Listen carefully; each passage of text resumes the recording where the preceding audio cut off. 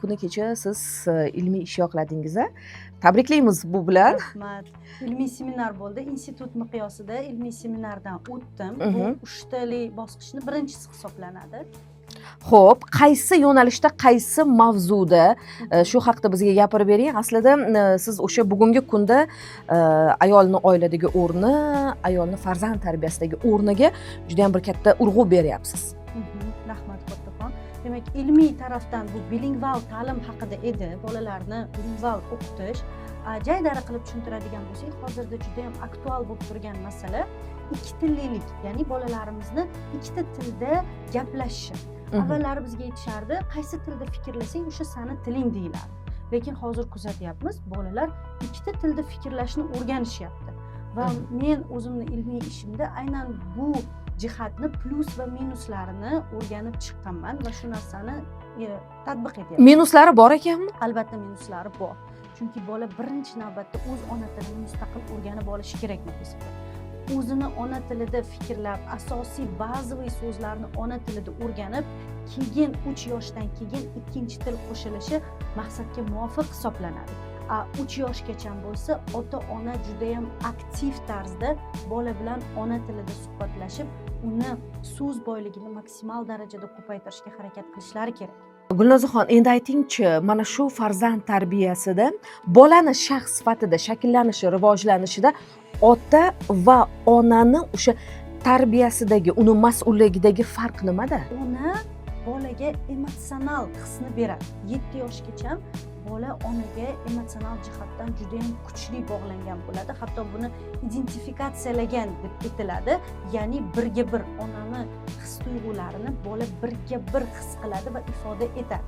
Faqat bunda hali o'zini namoyish qilish bo'yicha ba'zi hali to'g'ri yetarlicha shakllanmaganligi hisobiga u to'g'ri ko'rsatib bera olmasligi mumkin. Lekin agar kuzatsangiz, onani holatini juda ham kuchli aks etib beradi bola. Farzandimizni to'g'risini aytish kerak, gohida ayimiz. Gohida emas, ko'p hollarda ayimiz bu noto'g'ri ekanligini sekin-sekin tushunib yetyapmiz.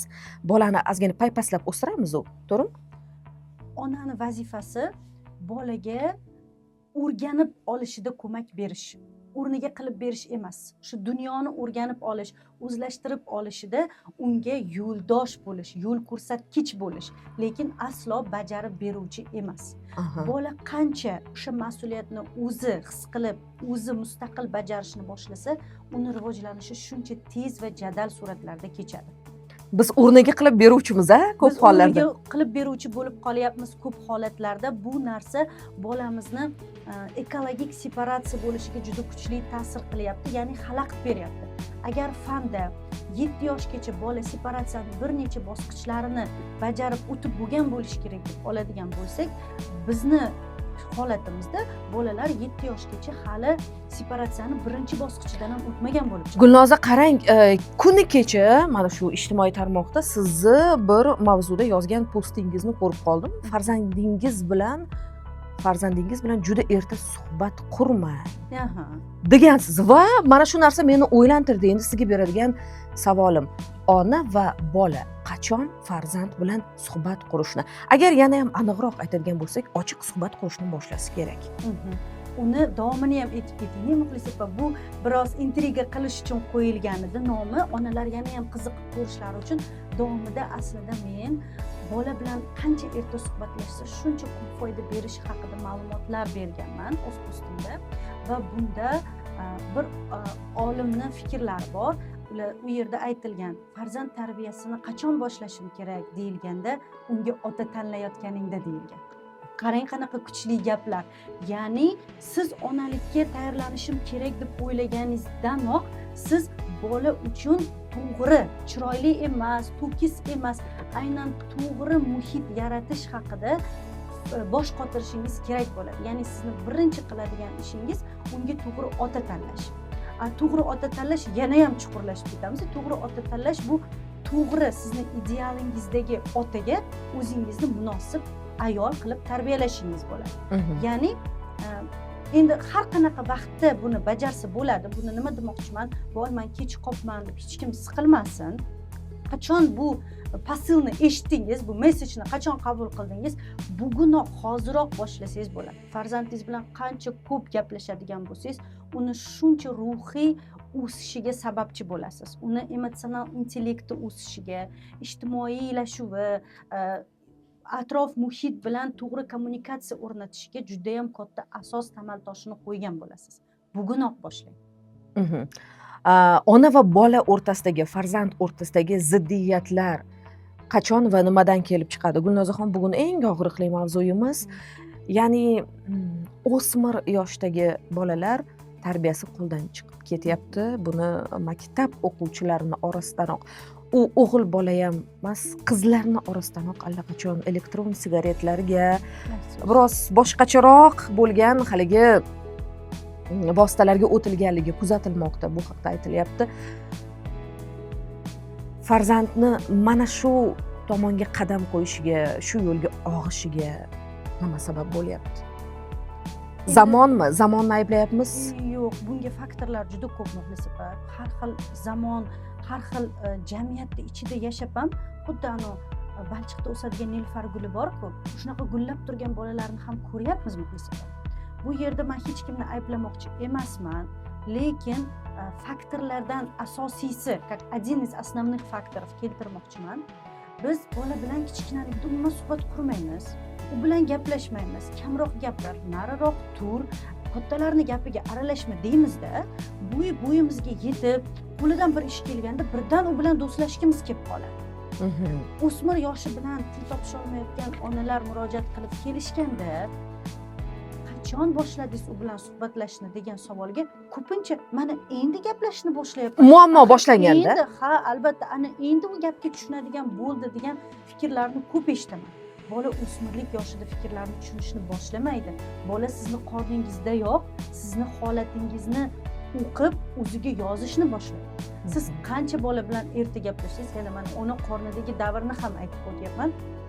Qancha erta bola bilan gaplashsangiz, bola bilan shuncha aloqangiz o'rnatiladi va u yildan yilga mustahkamlanadi. Ya'ni o'smirlik davrida ham siz u bilan ochiq muloqotga zamin yaratib qo'ygan bo'lasiz. Bizni ota-onalarni qilayotgan eng katta xatosi bu bola katta bo'lgandagina u bilan gaplashib, uni fikrini so'rashni boshlashadi.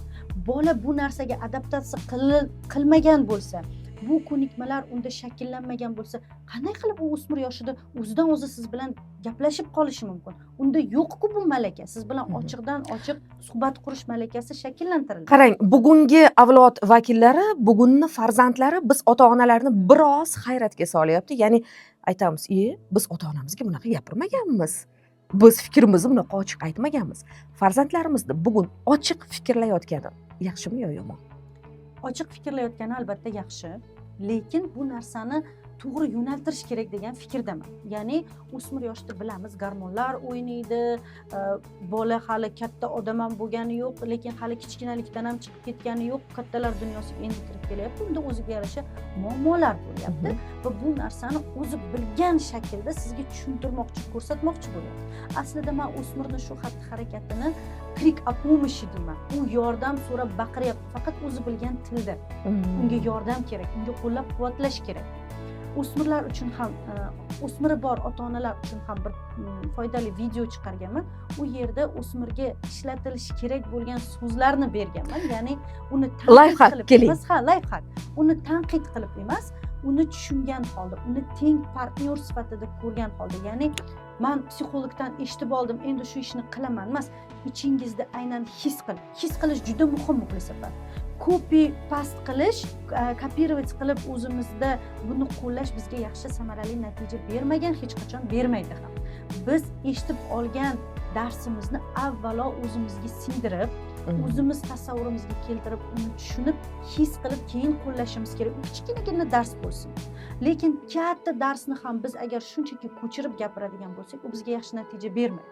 Avvalo his qilib, tushunib, o'smirimni haqiqatda yaxshi ko'raman, u meni farzandim, u katta bo'lyapti. Men har doim aytaman, yoningizdagi bolani xuddi bo'lajak ministr oldingizda turgandek his qiling o'zingizni. Axir u ertaga ministr bo'lganidan keyin borib munosabat o'rnata olmaysiz-ku. U bilan hozirdan yaxshi munosabat qilishni o'rganing. U bo'lajak olim, bo'lajak vrach, bo'lajak yurist. Mana shu nazar bilan unga qarang. Ich-ichingizda unga gapirmang, sen yuristsan, vrachsan deb. Shu o'rinda shu gapingizga bir ilova qilmoqchiman. Qarangda, haqiqatan ham bu aslida bizni ota bobolarimizdan meros bo'lib kelayotgan tarbiya usuli. Faqat Aslida. biz unga boshqacha yondashamiz. Ya'ni hozir kursni yechish kerak. Qarg'aydi-yu, ota-onalar qarg'aydi, so'kadi. Lekin bizni buvilarimiz, momolarimiz qarg'ishmas. Haligi bir chiroyli duo bilan farzandini yomon ish qilsa, Makkaga imom bo'lgur Makkaga deyishgan imom ekan. bo'lgur Aslida mana ko'rdingizmi? Bu qadriyat ekan. Albatta. Faqat biz uni bugun zamonaviy yondashgan holda tadqiq etyapmiz. Endi suhbat so'ngida oxirgi savolim. Gulnozaxon, mana hozir siz aytdingiz-ku, ayollar bu narsalarni, bu fikrlarni shunchaki yodlab olib, uni hali to'tiqushday takrorlashi emas. Avvalo his qilishi kerak, o'zidan o'tkazib, keyin uni taqdim qilganda u natija beradi dedingiz. Ha. Bugun ayollarni deylik ilmi rivojlanib bormoqda, o'qishga, o'rganishga, psixologlar bilan suhbat qurishga, xullas darsliklar ular olib o'qishyapti, onlaynmi, offlaynmi. Mana shular qay darajada samara beryapti? Bugun ayollarimizni dunyo qarashi ongi biz kutgan holatdami? Hamma narsa insonning o'ziga bog'liq munosabat. To'g'ri ilm olish, to'g'ri istochniklardan, to'g'ri manbalardan ilm olishni har bitta insonni bu huquq o'zida qolgan. Kimdan ilm olyapmiz, kimni ketidan ergashyapmiz, kimni so'zlariga amal qilyapmiz. Mana shu narsada o'zimizni taftish qilishimiz muhim. Aynan tekshirilgan, aynan ilmiy asosga ega bo'lgan insonlarning fikr mulohazasini olib va ularni ham o'zimizni filtrimizdan o'tkazishimiz kerak. O'zimizni o'sha ba'zi filtrimizdan o'tkazib, o'zimizga moslab olishimiz kerak. Mana chet eldan ilm qanaqadir tadqiqotlarni olayotganimizda ham biz uni lokalizatsiya qilamiz, ya'ni bizning mentalitetimizga moslashtiramiz. Ana shunday har bitta ayol uni o'zini oilaviy sharoitiga moslashtirishi kerak. O'zini ongiga, saviyasiga moslashtirib, keyin olishi muhim hisoblanadi. Eng boshida buni qaysi ustozdan ilm olyapsiz? U ustoz qanday ilmga ega? Qaysi joylarda o'qigan? Kimlarni ustoz deb biladi? Filtrlash ham muhim ekanda. Juda muhim. Ya'ni tafakkur bu. Rahmat, kattakon.